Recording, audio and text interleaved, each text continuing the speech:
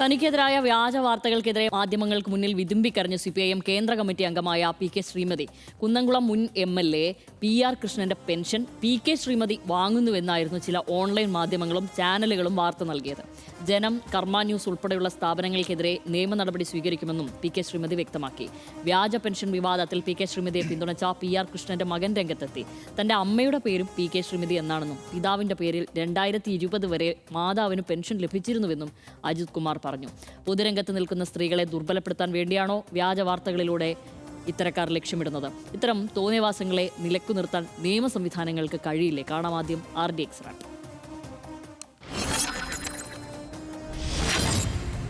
കുന്നംകുളം മുൻ MLA. PR. കൃഷ്ണന്റെ ഭാര്യയെ നടിച്ച നിയമസഭയിൽ നിന്ന് ഫാമിലി പെൻഷൻ വാങ്ങുന്നുവെന്നായിരുന്നു പി.കെ. ശ്രീമതിക്കെതിരായ പ്രചാരണം. കുടുംബത്തിനെതിരെ പോലും ഇത്തരം വ്യാജ പ്രചാരണങ്ങൾ നടക്കുന്നതായും പി.കെ. ശ്രീമതി കുറ്റപ്പെടുത്തി. വാർത്താ സമ്മേളനത്തിനിടയിൽ വിതുമ്പിക്കരഞ്ഞുകൊണ്ടാണ് അവർ ഇക്കാര്യം വ്യക്തമാക്കിയത്. എത്ര വൃത്തികെട്ട രീതിയിലാണ് പ്രചരണം നടക്കുന്നത്? ഭാരത് ലൈവ്, കർമ്മ, ജനം ചാനലുകളാണ് വാർത്ത കൊടുക്കുന്നതിന് പിന്നിൽ. കേട്ടാൽ വിശ്വസിച്ചു പോകുന്ന തരത്തിൽ വളരെ മോശമായാണ് വ്യാജ വാർത്ത പ്രചരിപ്പിക്കുന്നത്. 50 വർഷമായി താൻ ഈ സമൂഹത്തിലുണ്ട്. ഇത്തരം വാർത്തകൾ കൊടുക്കും മുമ്പ് ഇതിൽ വസ്തുതയുണ്ടോ എന്ന് തന്നോടൊരു വാക്ക് ചോദിച്ചിട്ടില്ലെന്നും ശ്രീമതി പറഞ്ഞു. സ്ത്രീയോടെന്നല്ല ആരോടും ഇങ്ങനെ ചെയ്യാൻ പാടില്ല. അസംബന്ധമായ വാർത്തകൾ പ്രചരിപ്പിക്കുന്നവർക്കെതിരെ നിയമ നടപടി സ്വീകരിക്കുമെന്നും പി.കെ. ശ്രീമതി വ്യക്തമാക്കി. പി.കെ. ശ്രീമതിക്ക് പിന്തുണയുമായി കുന്നംകുളം മുൻ എം.എൽ.എ. പി.ആർ. കൃഷ്ണന്റെ മകൻ അജിത് കുമാർ രംഗത്തെത്തി. പൊതുരംഗത്ത് ഉറച്ചു നിൽക്കുന്ന സ്ത്രീകളെ ഭയപ്പെടുത്താൻ ശ്രമം നടക്കുന്നുവെന്നും നിയമപരമായി ഇതിനെ നേരിടുമെന്നും CPIM നേതാക്കൾ വ്യക്തമാക്കി. RDX റാപ്പ്, ന്യൂസ് മലയാളം.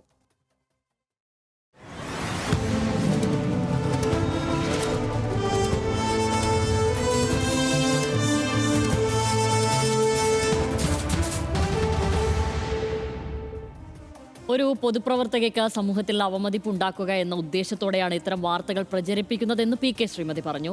അതാദ്യം കേൾക്കാം. ഇത്രയും തെറ്റായിട്ടുള്ള അടിസ്ഥാനരഹിതമായ ഒരു വാർത്ത എന്നെപ്പോലെ 50 കൊല്ലമായിട്ട് ഈ സമൂഹത്തിൽ ഞാനുണ്ട്. ഇങ്ങനെ ചോദിക്കാതെ വസ്തുതകൾ അടിസ്ഥാനരഹിതമായിട്ട് സമൂഹത്തിൽ ഒരു പൊതുപ്രവർത്തകയെ സമൂഹത്തിനിടയിൽ നാറ്റിക്കുക, അപമതിപ്പുണ്ടാക്കുക എന്നുള്ള ആ ദുരുദ്ദേശത്തിലൂടെയല്ലേ? അല്ല, ഇതിൻ്റെ പിന്നിൽ എനിക്കെതിരായ രാഷ്ട്രീയ ശത്രുക്കൾ ആരെങ്കിലും ഉണ്ടോ? പൊതുരംഗത്ത് ഉറച്ചു നിൽക്കുന്ന സ്ത്രീകളെ ഭയപ്പെടുത്താൻ ശ്രമം നടക്കുന്നതായി CPIM DYFI നേതാക്കൾ ആരോപിച്ചു. ഇങ്ങനെയുള്ള ആളുകളെ തെരുവിൽ നേരിടണമെങ്കിൽ ആ നില സ്വീകരിക്കുമെന്ന് DYFI സംസ്ഥാന സെക്രട്ടറി VK സനോജും വ്യക്തമാക്കി. ഇത്തരം വാർത്തകൾ കൊടുത്ത് പൊതുരംഗത്തേക്ക് കടന്നു വരുന്ന സ്ത്രീകളെ അവഹേളിക്കുന്ന നിലപാടുകൾക്കെതിരായി ശക്തമായ യുവജന പ്രതിഷേധം ഉയർത്തിക്കൊണ്ടുവരും. വെറും പ്രതിഷേധം, നിയമപരമായ പോരാട്ടം മാത്രമല്ല, ഇങ്ങനെയുള്ള ആളുകളെ എങ്ങനെ കൈകാര്യം ചെയ്യണം എന്ന് DYFI ആലോചിക്കും. കുറേ അശ്ലീല യൂട്യൂബർമാരും കുറേ ഇങ്ങനെയെല്ലാമുള്ള ആളുകളുടെ കയ്യിൽ നിന്ന് പണം വാങ്ങിയിട്ട് അപകീർത്തികരമായ വാർത്ത ഉണ്ടാക്കുന്ന PR പണിയെടുക്കുന്ന ചില ആളുകളും ചേർന്നാൽ ഇത്തരം പോരാളികളെ ഭയപ്പെടുത്താമെന്ന് കരുതേണ്ടതില്ല. അവരെല്ലാം തെരുവിൽ നേരിടേണ്ട നിലയാണെങ്കിൽ ആ നിലയിൽ തന്നെ നേരിടാൻ DYFI തയ്യാറാവും എന്നാണ് അത്തരം ആളുകളോട് ഓർമ്മപ്പെടുത്താനുള്ളത്. ഇങ്ങനെ നുണ പ്രചരിപ്പിക്കാനുള്ള പരിശ്രമം ഇനിയും തുടരുകയാണെങ്കിൽ ഇത്തരം തോന്നിവാസങ്ങളെ മാധ്യമപ്രവർത്തനത്തിൻ്റെ ലേബലിനകത്ത് കൂട്ടിക്കെട്ടേണ്ടതില്ല. മാധ്യമപ്രവർത്തകർക്ക് ലഭിക്കുന്ന പ്രിവിലേജ് ഇത്തരം നുണകൾ പറയുന്നവർക്ക് ലഭിക്കാനും പോകുന്നില്ല.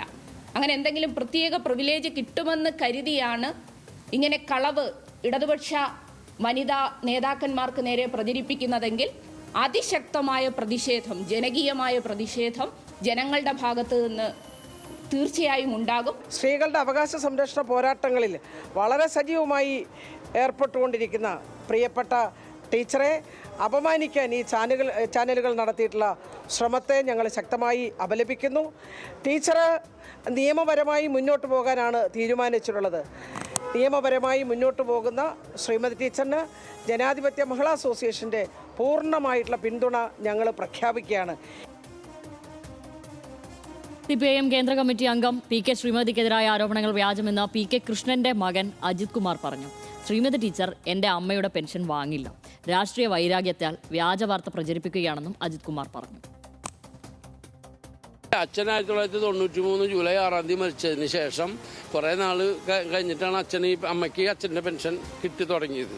അത് അമ്മ 2020 ഫെബ്രുവരി 24 മരിക്കുന്നത് വരെയും അമ്മയ്ക്ക് പെൻഷൻ കിട്ടിക്കൊണ്ടിരുന്നിരുന്നു. അപ്പോൾ ടീച്ചർക്ക് അറിയുന്നതാണ് എനിക്ക് വലിയ വിഷമം തോന്നി. ഈ ഇത്രയധികം കമ്മ്യൂണിക്കേഷൻ സംഗതികളുള്ള കാലത്ത് കണ്ണൂർ കിടക്കുന്ന ടീച്ചർക്ക് തൃശ്ശൂർ കിടക്കുന്ന പെൻഷൻ കിട്ടില്ല. പിന്നെ ആരും മേടിക്കാൻ സാധ്യതയില്ല. അത് വ്യാജ വാർത്തയാണെന്നാണ് എനിക്ക് പറയാനുള്ളത്.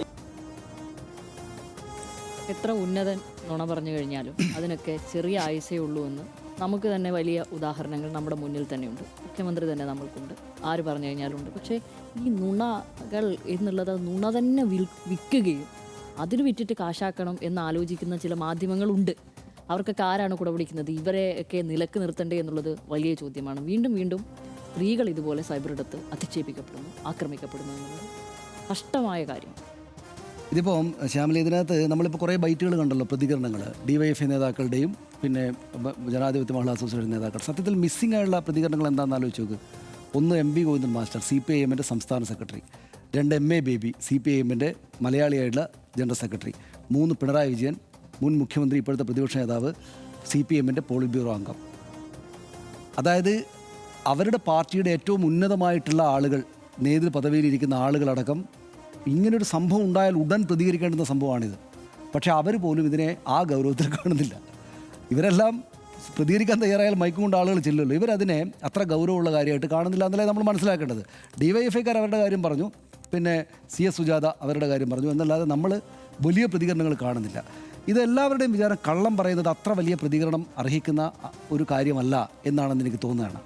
ഇതിപ്പോൾ കള്ളന്മാർക്കും മണ്ടന്മാർക്കും, ഒന്നുകിൽ കള്ളന്മാർ അല്ലെങ്കിൽ മണ്ടന്മാർ, ഇവർക്ക് മാത്രമേ ഇങ്ങനൊരു വാർത്ത പ്രചരിപ്പിക്കാൻ പറ്റൂ. കാരണം ഇത് വളരെ എളുപ്പത്തിൽ മനസ്സിലാക്കാവുന്ന കാര്യമല്ലേ. ഇപ്പോൾ നമ്മൾ കണ്ട അദ്ദേഹത്തിൻ്റെ മകൻ അവിടെയുണ്ട്. ഇങ്ങനൊരു കാര്യമുണ്ട്, PK ശ്രീമതി എന്ന പേര് ഒരുപാട് ആളുകൾക്കുണ്ടാകാം. നമ്മുടെ നാട്ടിൽ ഈ പേര് ശ്രീമതി എന്നൊക്കെയുള്ള പേര്, അല്ലെങ്കിൽ എൻ്റെയും ശ്യാമലയുടെ ഒക്കെ പേര് പലർക്കും ഉണ്ടാകാം. അപ്പോൾ ആ പേര് ഇങ്ങനൊരു കോയിൻസിഡൻസ് ഉണ്ട്, ഇത് ആരെങ്കിലും വാങ്ങുമോ? അദ്ദേഹം തന്നെ ചോദിക്കുകയാണ്. തൃശ്ശൂരുള്ള 60കളിൽ MLA ആയിരുന്ന ഒരാളുടെ പെൻഷൻ തുക വാങ്ങിയിട്ട് വേണമോ PK ശ്രീമതിക്ക് ജീവിക്കാൻ എന്ന് സ്വാഭാവികമായിട്ട് ഒരാളുടെ മനസ്സിൽ വരില്ലേ? അപ്പോൾ ടീച്ചർക്ക് എനിക്ക് തോന്നുന്ന അപമാനിതയായതുകൊണ്ടാണ് കരയുന്നത്. 50 വർഷമായിട്ട് ഞാൻ ഈ കേരളത്തിൽ ജീവിക്കുന്നു. 50 വർഷം, 2026 50 വർഷമായിട്ട് കേരളത്തിൽ ജീവിക്കുന്നില്ല, 50 വർഷമായിട്ട് ഞാൻ പൊതുപ്രവർത്തന രംഗത്തുണ്ട്. PK ശ്രീമതി ടീച്ചർ എന്ന് പറഞ്ഞാൽ അറിയാവുന്ന വിധത്തിൽ CPIM എന്ന് പറയുന്ന കേരളത്തിലെ ഏറ്റവും ശക്തമായ 2 പാർട്ടികളിൽ ഒന്നിൻ്റെ കേന്ദ്ര കമ്മിറ്റി അംഗമായിട്ട് അവരിവിടെയുണ്ട്. ഈ നാട്ടിലെ ആരോഗ്യവകുപ്പിൻ്റെ മന്ത്രിയായിരുന്നു.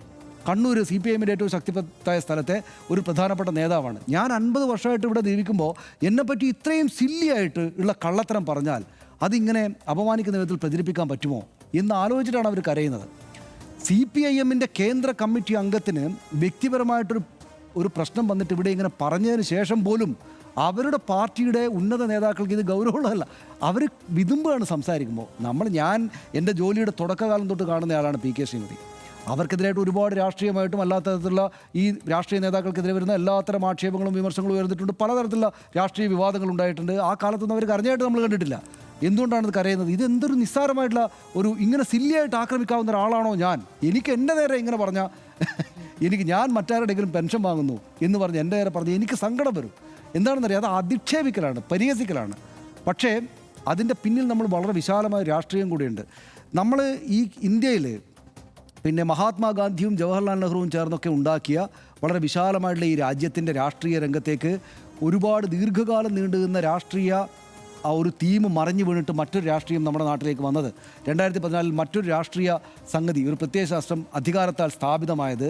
അവർ വരുന്നതിന് തൊട്ട് മുമ്പ് വന്നത് ഇതുപോലെ ഒരുപാട് നുണകളാണ്. ഒരുപാട് നുണകൾ, കള്ളത്തിൻ്റെ മുകളിലാണ്, കള്ളങ്ങളുടെ മുകളിലാണ് രാഷ്ട്രീയം മാറി മറിഞ്ഞത്. അമ്പലം, പള്ളി, മതം, ചില നേതാക്കന്മാരെക്കുറിച്ച് ഇല്ലാത്ത കഥകൾ, മരിച്ചുപോയ ജവഹർലാൽ നെഹ്റു ഉൾപ്പെടെയുള്ള ആളുകളെ പറ്റി അധിക്ഷേപിക്കുന്ന കഥകൾ. ഇങ്ങനെ ആദ്യം പിന്നെ മന്ത്രിമാരുടെ വണ്ടികളൊക്കെ വരുമ്പോൾ അതിൻ്റെ പൈലറ്റ് വാഹനം വരില്ലേ, പൈലറ്റ് വാഹനം ഈ രാജ്യത്തെ രാഷ്ട്രീയ മാറ്റത്തിൻ്റെ പൈലറ്റ് വാഹനം നുണകളായിരുന്നു. നുണകൾ ആദ്യം വന്നിട്ടാണ് മറ്റൊരു രാഷ്ട്രീയം വന്നത്. കേരളത്തിലേക്കും അങ്ങനെ വരികയാണ്. ഇത് നിസ്സാരമായിട്ട് PK ശ്രീമതിക്കെതിരായിട്ടുള്ള, അല്ലെങ്കിൽ നിസ്സാരമായിട്ടൊന്നല്ല, ഒരാൾക്കെതിരെ മാത്രമുള്ള കാര്യമല്ല. ഇത് സുഘടിതമായിട്ടും സംഘടിതമായിട്ടും ഒരു പക്ഷത്തുള്ള നേതാക്കളെ, മറുപക്ഷത്തുള്ള നേതാക്കളെ ഡീമെറിറ്റ് ചെയ്യുക, ഡിസ്ക്രെഡിറ്റ് ചെയ്യുക എന്ന വലിയ അജണ്ടയുടെ ഭാഗമായിട്ടുള്ളതാണ്. ഇത് ഈ സോഷ്യൽ മീഡിയയിലൊക്കെ ഉണ്ട്, പല തരത്തിലുള്ള പ്രചാരണങ്ങളുണ്ട്. അതായത് ബന്ധുക്കളല്ലാത്ത ആളുകളെ ബന്ധുക്കളായിട്ട് ചേർത്ത് വെച്ചിട്ട് വാട്സപ്പ് മെസ്സേജുകൾ ഇങ്ങനെ പ്രവഹിക്കുക, ഇല്ലാത്ത കാര്യങ്ങൾ പറഞ്ഞിട്ട് ഇങ്ങനെ പ്രവഹിക്കുക. അർദ്ധസത്യങ്ങളെ പൂർണ്ണ സത്യങ്ങളായിട്ട് അവതരിപ്പിക്കുക, ഇതിങ്ങനെ സംഭവിക്കുകയാണ്. പിന്നെ അർദ്ധസത്യങ്ങളിൽ പിടിച്ചിട്ട് രാഷ്ട്രീയം നടത്താം എന്ന് തീരുമാനിച്ചിരിക്കുന്ന ചില ആളുകൾ അധികാര പദവിയിലേക്ക് വരികയൂടെ ചെയ്തതോടുകൂടി ഇത് ഇവിടെ മൊത്തത്തിൽ വളരെ കാലുഷ്യം നിറഞ്ഞൊരു കാലത്തേക്ക് നമ്മുടെ നാട് പോകും എന്നതിനുള്ള തെളിവായിട്ട് കുറേയേറെ സംഭവങ്ങൾ നമ്മുടെ മുമ്പിലുണ്ട്. സത്യത്തിനകത്ത് നിന്നില്ലെങ്കിൽ ഒരു മനുഷ്യനും ജീവിക്കാൻ പറ്റില്ല. ഒരു മനുഷ്യനും, അതായത് രാഷ്ട്രീയക്കാരിങ്ങനെ തുടങ്ങിയാൽ ആ രാഷ്ട്രീയം ഞങ്ങൾക്ക് നുണകളിലൂടെ സ്ഥാപിച്ചേക്കാമെന്ന് വിചാരിച്ചാൽ ഭയങ്കര കുഴപ്പമുണ്ടാവും. മറ്റുള്ളവരെ പറ്റി കള്ളം പറഞ്ഞ്, ഇപ്പോൾ എങ്ങനെയാണ് ഓരോ സ്ഥലത്ത് വർഗീയ കലാപങ്ങൾ ഉണ്ടാകുന്നത്? കള്ളം പറഞ്ഞിട്ടാണ്. കള്ളം വിഷ്വൽസ് ഉണ്ടാക്കുകയും പിന്നെ ഈ ബംഗ്ലാദേശിൽ നടന്ന സംഭവങ്ങൾ ഇന്ത്യയിൽ നടന്നതാണെന്ന് പറഞ്ഞ് സ്ഥാപിക്കുകയൊക്കെ ചെയ്തിട്ടാണ്, കള്ളങ്ങൾ ഇങ്ങനെ പ്രചരിപ്പിച്ചിട്ടാണ്. അവിടെയാണ് മാധ്യമങ്ങളുടെ ധർമ്മം. സത്യം, നമ്മുടെ കാര്യം എന്താ? സത്യം. നമ്മൾ സത്യമേ പറയൂ, സത്യവാർത്തയെ കൊടുക്കൂ. നമ്മൾ ഈ സത്യം ഇങ്ങനെ കള്ളം പറഞ്ഞാൽ അതിനെ പൊളിക്കും നമ്മൾ. അതുകൊണ്ടല്ലേ ഇത് ഏതെങ്കിലും മാധ്യമത്തിൽ വന്നോ? നമ്മളടക്കമുള്ള ചാനലുകൾ, ഇത്രയും 10 ചാനലുകൾ ഇവിടെ പ്രധാനമായിട്ടുള്ള ചാനലുകളുണ്ട്. നമ്മളടക്കമുള്ള 10 ചാനൽ 9 ചാനലുകൾ വന്നില്ലല്ലോ. ഈ പറയുന്ന പത്രങ്ങളിൽ മലയാള മനോരമയും മാതൃഭൂമിയും മാധ്യമവും ദേശാഭിമാനി അടക്കമുള്ള സംസ്ഥാനത്തെ പത്രങ്ങളിൽ ഈ വാർത്ത വന്നോ? എന്താ? ഈ പറയുന്ന മാധ്യമങ്ങൾക്ക് ഒരുപാട് കുഴപ്പങ്ങളൊക്കെ ഉണ്ടാവും. നമ്മളെല്ലാവരും പല ആളുകളും മാപ്രാന്നൊക്കെ വിളിച്ച് അതിശയിക്കുന്നുണ്ട്. പക്ഷേ നമ്മൾ സത്യമാണ് ആത്യന്തികമായിട്ട് തേടുന്നത്. കള്ളം കൊടുത്തിട്ട് എന്തെങ്കിലും ഉണ്ടാക്കിയേക്കാമെന്ന് നമ്മൾ വിചാരിക്കുക. അതും എങ്ങനെ? എളുപ്പത്തിൽ തട്ടി ഉടഞ്ഞു പോകുന്ന കള്ളം എന്തിനാണ് കൊടുക്കുന്നത്? ആ കൊടുക്കുന്ന വാർത്ത 2 തരം ആളുകളെ ചെയ്യും. ഒന്നുകിൽ മണ്ടന്മാർ, അവർക്ക് വിവരം ഉണ്ടാവില്ല, ബുദ്ധിയില്ലാത്ത ആളുകൾ ഇത്രയും നിസ്സാരമായിട്ടുള്ള കള്ളം ഇത് വിളിച്ചു ചോദിച്ചാൽ തീരുന്ന കേസല്ലേ ഉള്ളൂ. ടീച്ചർ പെൻഷൻ വാങ്ങുന്നുണ്ടോ? പിന്നെ PK ശ്രീമതി എന്ന് പറയുന്ന 10-75 വയസ്സ് പ്രായമുള്ള 19 വർഷമായിട്ട് ഈ രാഷ്ട്രീയ കേരളത്തിൽ രാഷ്ട്രീയ പ്രവർത്തനം നടന്ന ഒരാൾക്ക് ഒരു പെൻഷൻ തുക വാങ്ങിച്ചിട്ട് വേണോ ജീവിക്കാൻ എന്ന കോമൺ സെൻസ് വെച്ച്, അപ്പോൾ ആ കോമൺ സെൻസ് ഇല്ലാത്ത മണ്ടന്മാരാണ് വാർത്ത കൊടുക്കുക. അല്ലെങ്കിൽ കള്ളന്മാർ കള്ളത്തരം പറയുകയും ഞാൻ നേരത്തെ പറഞ്ഞതുപോലെ കള്ളത്തരത്തിലൂടെ തങ്ങൾക്ക് നേട്ടമുണ്ടാക്കാം എന്ന വഴിക്ക് പോകാൻ ഉദ്ദേശിക്കുന്ന ആളുകളാണ് കൊടുക്കുക. ഞാൻ വിചാരിക്കുന്നത് എൻ്റെ ഉറപ്പ് ഈ രണ്ടാമത് പറഞ്ഞ ആളുകളാണ് ഈ വാർത്ത കൊടുക്കുന്നത്. അവർക്കൊരു അജണ്ടയുണ്ട്, അവർക്കൊരു ഉദ്ദേശമുണ്ട്. ആ ഉദ്ദേശം വലുതായ രാഷ്ട്രീയ ഉദ്ദേശമാണ്. ആ വലുതായ രാഷ്ട്രീയ ഉദ്ദേശം തിരിച്ചറിയുക എന്നുള്ളത് 2 കാരണങ്ങളാൽ ഞാൻ നേരത്തെ പറഞ്ഞ പേരെടുത്ത് പറഞ്ഞ 3 പേർ, MB Govindan master, Pinarayi Vijayan, MA baby എന്നിവർക്ക് ഈ രാത്രി കഴിഞ്ഞ് പകലാകുന്നതിന് മുമ്പ് ഈ വിഷയത്തിൽ ഒരു അഭിപ്രായ പ്രകടനം നടത്താനുള്ള ഉത്തരവാദിത്തമുള്ളത് ഇതൊരു വലുതായ രാഷ്ട്രീയ അജണ്ട ആയതുകൊണ്ടാണ്. അതവർ തിരിച്ചറിയും. എനിക്ക് അവരെ ഉപദേശിക്കുന്നതെന്ന് ഒരു മടിയില്ല. അതായത് ഇത് വലുതായ ഒരു രാഷ്ട്രീയ അജണ്ടയാണ്. 2 കാരണങ്ങൾ കൊണ്ട്. ഒന്ന്, അവരുടെ സഖാവായിട്ടുള്ള ദീർഘകാലമായിട്ട് 5 പതിറ്റാണ്ടോളമായിട്ട് അവരുടെ സഹപ്രവർത്തകയായിട്ടുള്ള ഒരാൾ, ഒരു നേതാവ്, സംസ്ഥാനത്ത് രാഷ്ട്രീയ വ്യത്യാസമില്ലാതെ എല്ലാവർക്കും അറിയാവുന്നൊരു വനിതാ നേതാവ് ക്യാമറകൾക്ക് മുന്നിൽ നിന്ന് വിതുമ്പുന്നു. ഉടനടി വരേണ്ട പ്രതികരണം വന്നോ? വന്നില്ല. രണ്ടാമത്തെ കാരണം എന്താണ്? ഇതൊരു അജണ്ട വെച്ചിട്ടുള്ള സംസ്ഥാനത്തെ, നമ്മുടെ നാടിനെ ആകപ്പാടെ തന്നെയും മാറ്റി തീർക്കാൻ വേണ്ടിയിട്ട് പ്രവർത്തിക്കുന്ന ഒരു മെഷീനറി തള്ളുന്ന കാര്യമാണ്. അതിനങ്ങനെ ഒരു വലിയ രാഷ്ട്രീയ സംഗതി കൂടെയുണ്ട്. അപ്പോൾ ആ രാഷ്ട്രീയ ഉദ്ദേശം കൂടെ തിരിച്ചറിഞ്ഞ് പ്രതിരോധിക്കേണ്ട ആളുകൾ ആരാണ്? അതും ഈ 3 പ്രധാനപ്പെട്ട ആളുകളാണ്. അവർക്ക് എന്താ ജോലി? നാളുകൾ ചോദിക്കില്ലേ? VK സനോജും ചിന്താ ജെറോമും CS സുജാതയൊക്കെ വന്ന് പറഞ്ഞു നല്ലത്. പക്ഷേ അതല്ല, ഇത് ചെറിയ കാര്യമല്ല എന്ന് കണ്ടിട്ട് ഞങ്ങളുടെ നേതാവിനെ പറ്റി കള്ളം പറയാണോ നിങ്ങൾ എന്ന് പറയേണ്ടുന്ന ഈ സഖാക്കളോടുള്ള പാരസ്പര്യം എന്ന മറ്റുള്ള കാര്യവും അവർക്കുണ്ട്. രണ്ടാമത്തേത് ഈ പറയുന്ന രാഷ്ട്രീയ സംഗതിയാണ് എന്നതുകൊണ്ടുണ്ട്. ഈ രാഷ്ട്രീയ കാരണം അവിടെ ഉള്ളതുകൊണ്ട് അത് CPMകാരുടെ മാത്രം ഒരു ഉത്തരവാദിത്തം അല്ല എന്നുകൂടെ ഞാൻ വിചാരിക്കുന്നുണ്ട്. നമ്മുടെ സംസ്ഥാനത്തിലെ മറ്റ് നേതാക്കളും അത് പറയേണ്ടതാണ്. ഇങ്ങനെയാണോ കള്ളം പറയുന്നത് എന്ന് കോൺഗ്രസ്സുകാർ ചോദിക്കണം. ഇങ്ങനെയാണോ കള്ളം പറയുന്നത് എന്ന് VD സതീശൻ ചോദിക്കണം. പക്ഷേ അത് അദ്ദേഹം തീരുമാനിച്ചോട്ടെ. ഞാനതെങ്ങനെ അദ്ദേഹത്തോട് പറയാം? ഞാൻ കഴിഞ്ഞ ദിവസം തന്നെ അദ്ദേഹത്തെക്കുറിച്ച് ഇവിടെ പല കാര്യങ്ങളും അദ്ദേഹം പറയുന്ന കാര്യങ്ങളിലെ അർദ്ധസത്യങ്ങളെക്കുറിച്ച് ചർച്ച ചെയ്ത് ഞാൻ അദ്ദേഹം വന്ന് പ്രതികരിക്കണമെന്ന് പറയുന്നത് സുഖമില്ലാത്തതുകൊണ്ട് പറയാത്തതാണ്. പക്ഷേ ഇത് നമ്മുടെ രാഷ്ട്രീയം എന്നുള്ളത്, ഈ കേരളം ഇങ്ങനെയായിട്ട് നിലനിൽക്കുന്നത് അതിന് സത്യസന്ധതയുടെ ഒരു സംഗതി ഉള്ളതുകൊണ്ടാണ്. കള്ളം പറയുമ്പോൾ അല്ലെങ്കിൽ ഒരു കാര്യം പറയുമ്പോൾ ഭയങ്കരമായ കള്ളത്തരങ്ങൾ മറ്റുള്ള ആളുകളെ പറ്റി പറഞ്ഞ് സ്ഥാപിക്കുക കേരളത്തിൽ നിന്ന് എളുപ്പമല്ല. മനുഷ്യർക്ക് ഇതെല്ലാം അറിയാം. അപ്പോൾ ഇപ്പോൾ കണ്ടില്ലേ, അദ്ദേഹം CPM വിരോധിയാണ്. അദ്ദേഹം ഈ മുൻ MLA 1960കളിലെ MLA ആയിരുന്ന കൃഷ്ണൻ എന്ന് പറയുന്ന MLAയുടെ മകനായ അദ്ദേഹം വന്ന് പറയുന്നത്, എനിക്ക് അവർ കരയുന്നുണ്ടപ്പോൾ സങ്കടം തോന്നി. ഞാനൊരു CPM വിരോധിയാണെന്ന് കൂടെ അവർ പറയുന്നത്. എനിക്ക് ഭയങ്കര വിരോധമാണ് CPMനോട്. പക്ഷേ ഇത് കള്ളത്തരാണ്. അദ്ദേഹത്തിന് പറയണമല്ലോ എന്തായാലും. അപ്പോൾ അത് അങ്ങനെ മനസ്സിലാക്കുന്ന സാധാരണ മനുഷ്യരുടെ അടുത്ത് ഇത്തരം പരിപാടികൾ വിലപ്പോവില്ല. ഇതേതോ അധോതലത്തിലൂടെ ഇങ്ങനെ പോവാണ്. അവരുടെ സന്തോഷത്തിന് വേണ്ടിയിട്ടാണ് ഇത് കാണുകയും വായിക്കുകയും പ്രചരിപ്പിക്കുകയും വാട്സപ്പ് വഴി അയച്ചു കൊടുക്കുകയും ചെയ്യുന്ന മനുഷ്യരിലെ 3/4 ആളുകളും ഇത് വിശ്വസിക്കുന്നില്ല. അവരുടെ അജണ്ടയുടെ ഭാഗമായിട്ട് ഈ കള്ളം പറയുന്നതാണ്. അപ്പോൾ അതിനെ കുറേ കൂടെ ഗൗരവത്തിൽ കാണാനുള്ള ഉത്തരവാദിത്തം നിശ്ചയമായിട്ടും നമ്മുടെ മറ്റു മാധ്യമങ്ങൾക്കുണ്ട്. എന്തുകൊണ്ടെന്നാൽ നമ്മൾ അവരെപ്പോലുള്ള മാധ്യമമല്ല, നമ്മൾ സത്യം പറയുന്ന മാധ്യമമാണ്. അതാണ് നമ്മുടെ കരുത്ത്. അപ്പോൾ അത് നമ്മളടക്കമുള്ള മാധ്യമങ്ങൾക്കുണ്ട്. രാഷ്ട്രീയക്കാർക്ക് പ്രത്യേകിച്ചും അവരുടെ ഭാഗത്തിൽ അവരുടെ പാർട്ടിയുടെ നേതാക്കൾക്ക് ഇതേക്കാളും വലിയ ഉത്തരവാദിത്തമുണ്ട്. അവർ ആ ഉത്തരവാദിത്തം മറക്കരുത് എന്ന് കൂടിയുള്ളൂ. ഇന്നല്ലെങ്കിൽ നാളെ അവരത് പറയണം എന്നാണ് എനിക്ക് തോന്നുന്നത്. തീർച്ചയായും നമ്മൾ ഇതിന് പിന്നെ അത് മാത്രമല്ല, ഇതിങ്ങനെ നിഷ്കളങ്കമായി നമുക്ക് അങ്ങനെ കാണാൻ പറ്റില്ല. ഇപ്പോൾ വന്നു അദ്ദേഹത്തിൻ്റെ പി കെ കൃഷ്ണൻ എന്നുള്ള ആ മുൻ MLA അദ്ദേഹത്തിൻ്റെ മകൻ വന്നു ഇവിടെ പറഞ്ഞു ഇത് കള്ളമാണ് എന്ന് പറയുന്നു. അവർ വാങ്ങില്ല എന്നാണ് ഞാൻ വിശ്വസിക്കുന്നത്. അവരതിൽ വിതുമ്പതിൽ എനിക്ക് സങ്കടമുണ്ട് എന്നൊക്കെ പറയുന്നു. ഇത് നമ്മൾ ഉടനടി ആ ഒരു കള്ളം ഇങ്ങ് പൊളിഞ്ഞു എന്ന് നമ്മൾ വിചാരിക്കുന്നു. പക്ഷേ ഇപ്പോൾ പറഞ്ഞില്ല ഈ അസംഖ്യം നമ്മളാരും ശ്രദ്ധിച്ചില്ല ഈ കർമ്മയുടെ ഇങ്ങനെ ഇത് പോകുന്നുണ്ടോ, ജനത്തിൻ്റെ കാർഡുകൾ പോകുന്നുണ്ടോ എന്ന് പലരും ശ്രദ്ധിക്കാത്ത പലരുമുണ്ട്. പക്ഷേ ഇത് പോയ അസംഖ്യം സ്ഥലങ്ങളുണ്ട് ഇത് മുഴുവൻ. അങ്ങനെയുള്ള ആളുകൾ കുറച്ച് നാളുകൾ കഴിഞ്ഞു കഴിഞ്ഞാൽ ഇത് ചിലപ്പോൾ രാഷ്ട്രീയമായി ആയുധമാക്കും. ആ സമയത്ത് നമ്മളിത് അന്വേഷിക്കണം. ഇപ്പോഴന്വേഷിക്കാത്തവരും നമ്മളത് അപ്പോഴന്വേഷിക്കുമോ? ഈ ജനങ്ങൾ ഇവിടെയുള്ള മാധ്യമങ്ങൾ വീണ്ടും നമ്മളെപ്പോലുള്ളവർ ഉറപ്പായാലും സത്യം പറയാൻ മുന്നോട്ട് നിൽക്കും. ഇല്ല, ഇതിൽ ചില പ്രശ്നങ്ങളുണ്ട് എന്ന് പറയുന്നത്. അതായത് ഞാൻ ആലോചിക്കുന്നത് വെച്ച് കഴിഞ്ഞാൽ നമ്മുടെ മുഖ്യമന്ത്രി ഒരു കാര്യത്തിൽ ഫാക്ച്വൽ അല്ലാത്തൊരു കാര്യം പറയുമ്പോൾ പോലും ഉടനടി പ്രതിരോധിക്കാൻ അവിടെ ഇരിക്കുന്ന മാധ്യമപ്രവർത്തകർക്ക് പറ്റുന്നില്ല ചില ഘട്ടങ്ങളിലെങ്കിലും. അതിൻ്റെ പിറ്റേത്തെ ദിവസമോ അത് കഴിഞ്ഞിട്ടുള്ള ദിവസമോ ഇതിലിപ്പോൾ ദേശാഭിമാനിയുടെ കാര്യത്തിൽ വിഴിഞ്ഞത്തിൽ ദേശാഭിമാനിക്ക് എവിടെ നിന്ന് ഈ വിവരങ്ങൾ കിട്ടിയെന്ന് ചോദിക്കുമ്പോഴത്തേനും അവിടെ ഇരിക്കുന്ന ദേശാഭിമാനി ലേഖകന് പോലും പറയാൻ പറ്റില്ല. എക്കണോമിക് ടൈംസിലും അത് കഴിഞ്ഞ് മാതൃഭൂമിയിലും വന്നിട്ടാണ് ദേശാഭിമാനിയിൽ ഇത് വന്ന് എന്ന് അദ്ദേഹത്തിന് പറയാൻ പറ്റില്ല. അങ്ങനെ ഒരു വിടവ് ചിലപ്പോൾ സംഭവിക്കും. അതുകൊണ്ട് നമുക്കിത് ലളിതമായി കാണാൻ പറ്റില്ല. പിന്നെ പി കെ ശ്രീമതി ടീച്ചർ അവർ കരയുന്ന കാര്യം ഞാൻ വിചാരിക്കുന്ന ഒരു സ്ത്രീയെ കായികപരമായി ആക്രമിക്കുന്ന അതേ ആഘാതം അതേ പ്രഹരമുണ്ടാക്കാൻ ഇത്തരം സൈബർ ആക്രമണങ്ങൾക്കും പറ്റും എന്നുള്ളതാണ് ഞാൻ വിചാരിക്കുന്നത്. അതേ ആഘാതം അവർക്ക് ദേഹത്ത് മുറിയുന്ന അതേപോലെ തന്നെ മനസ്സിന് മുറിഞ്ഞിട്ട് അതുപോലെയുള്ളൊരു വേദന ഉണ്ടാകുമെന്നുള്ളതാണ്. നമുക്ക് എത്ര ഉദാഹരണങ്ങളുണ്ട് ഈ കാര്യത്തിൽ ഈ തിരഞ്ഞെടുപ്പ് കാലത്ത് തന്നെ.